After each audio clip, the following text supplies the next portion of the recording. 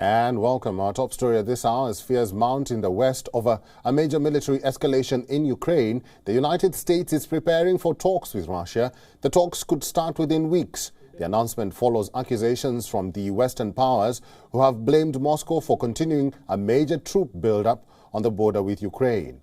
According to a U.S. official, the U.S. is ready to engage in diplomacy as soon as early January, both bilaterally and through multiple channels. The official further asserted that any dialogue must be based on reciprocity, which means the U.S. also has its concerns that will be put on the table.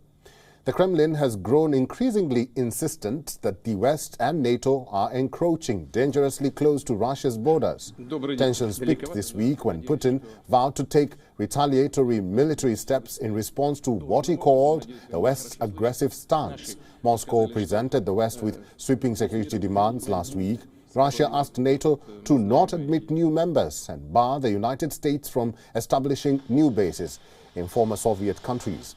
Now, the Russian president has called Washington's willingness to discuss security proposals positive. The U.S. is yet to agree to a time and place of fresh talks with Russian President Vladimir Putin.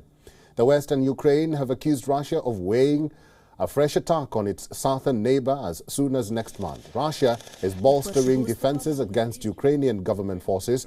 In recent weeks, Russian mercenaries have been deployed to separatist-controlled eastern Ukraine.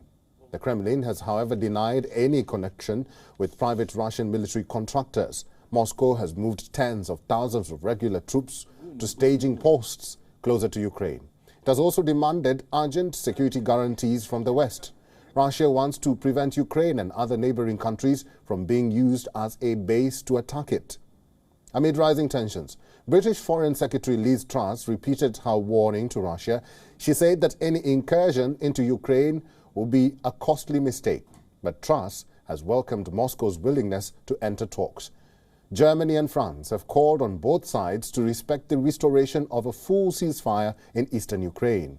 In a joint statement, the foreign ministries urged the sides to continue discussions on further steps in the humanitarian field.